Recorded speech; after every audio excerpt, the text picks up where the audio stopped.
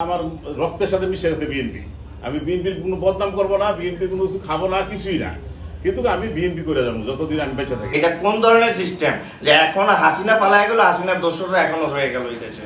আমার ওইখানে 7টা বাড়ি আছে, আমি 10 লাখ টাকা ভাড়া পাই, আমার এইগুলো দরকার নাই। উই হ্যাভ এনাফ, আমাদের যথেষ্ট আছে, আমরা কেন এগুলোতে জড়াবো? এই দলের জন্য জীবন যৌবন যা আছে সব শেষ করে দিলাম, হ্যাঁ, কিন্তু আমরা ময়লার টাকা খাইতে হইব, ময়লার টাকা নিতে হইব, কেন আমাদের এত দরকার? আমাদের এগুলো দরকার নাই, আমরা এগুলো করি না। আমার আল্লাহ আমার বাপ মা রেখে যাওয়া, আমার ওইখানে 7টা বাড়ি আছে, আমরা চলতে পারতেছি। আমার ওয়াইফ বিএনপি করতো, সে ছিল কেন্দ্রীয় কমিটির সহপ্রচার সম্পাদক, আছে এখন কমিটিতেও আছে। আমি কোটি কোটি টাকা খরচ করছি এই বিএনপির জন্য, আমি কোথাও কোনো কিছু করি নাই, আমার সন্তানরাও করে নাই, তাহলে কেন আমাদেরকে নিয়ে হ্যারাসমেন্ট করবে? আওয়ামী লীগের দোষর যারা আছে, জামাত আছে, এরা মিলে দিলে চাচ্ছে যে টেগি নেতা কর্মী সরে যাক, কিন্তু আমরা সরব না। আমার রক্তের সাথে মিশে গেছে বিএনপি। আমি বিএনপির কোনো বদনাম করবো না, বিএনপি কোনো কিছু খাবো না, কিছুই না, কিন্তু আমি বিএনপি করে যাবো যতদিন আমি বেঁচে থাকি আল্লাহর মতে। বিএনপি আমি ছাড়বো না।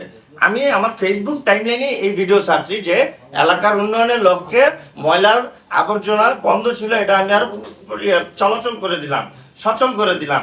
আর চিৎকার করে ময়লালাদের বলছিলাম যে আপনাদেরকে আবার যদি কেউ বাধা দেয় তাহলে আপনারা ধরে নিয়ে আমার কার্যালয়ে নিয়ে যাবেন ওই ব্যক্তিকে, সে যেই হোক। তো এই এতটুকু কথা 1.5 বছর আগে আমার ফেসবুক থেকে সে কপি করে নিয়ে ডাউনলোড করে নিয়ে সেই ভিডিওর 1-2 লাইন মানে 1-2 সেকেন্ড অংশ দেখাইলো। পরপর 2 দিন খুব সুন্দর করেছে নিউজটা করলো, ফেক একটা গল্প সাজাইলো। আমি নাকি বলে নি, আমি কোন অ্যাঙ্গেল, আমার হাইট 5 ফিট 9 ইঞ্চি, তার অনেক কথা অনুযায়ী যে খাটো খুটোর কালো গুলো স্বাস্থ্য ভালো ছেলে, নাম তার ফয়সাল, সে নাকি উঠায় ময়লার টাকা। আমি ব্যক্তিগতভাবে কোন ফ্যামিলি থেকে বিলংস করি, আপনারা গোয়েন্দা বিভাগ বলেন, থানা বলেন, সর্বোপরি এলাকাবাসী সব জায়গায় আপনারা ইনকোয়ারি করে দেবেন আমি আসলে কোন ফ্যামিলি থেকে আসছি। উই হ্যাভ এনাফ, আমাদের যথেষ্ট আছে, আমরা কেন এগুলোতে জড়াবো?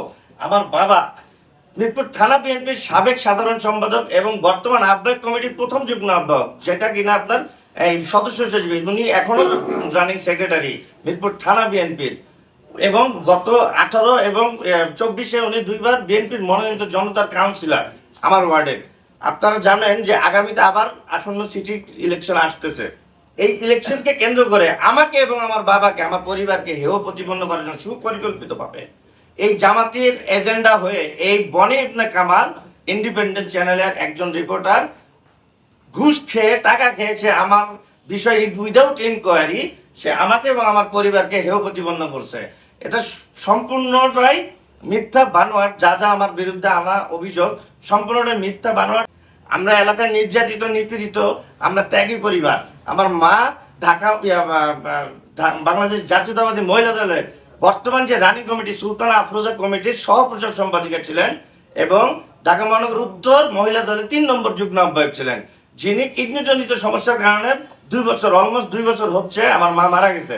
আমরা পুরো পরিবার থেকে নির্যাতিত বিএনপি পরিবার। এই পরিবারকে এলাকা থেকে বিগত সময়ে ওসি সালাউদ্দিনের দ্বারা আমাদেরকে নির্যাতিত করে এলাকা ছাড়া করা হয়েছে। এবং এখন আমরা এলাকায় আছি, ওই আওয়ামী লীগের এজেন্টরা ওই জামাতের সাথে সম্মিলিত হয়ে এখন আমাদেরকে হেয় প্রতিপন্ন করার জন্য পুরোপুরি সুযোগ নিয়ে পায়তারা করে বসে আছে। এই বনি ইবনে কামাল আমার মানহানি করেছে, সে আমি এবং আমার পরিবার সম্পর্কে জাস্টিফাই না করে সে ক্যামেরা একটা নিয়ে যে একটা ফেক নিউজ ছাড়ে, 2 দিন ব্যাপী সে খুব সুন্দর করে এগুলো প্রচার করলো ফেক নিউজগুলা। এখানে আমাদের দলীয় প্রতিপক্ষ মিক্স আছে, যারা কিনা চাচ্ছে না যে হাজী মোহাম্মদ দেলোয়ার হোসেন দুল্লো পুনরায় আবার এই এলাকার কাউন্সিলর হোক।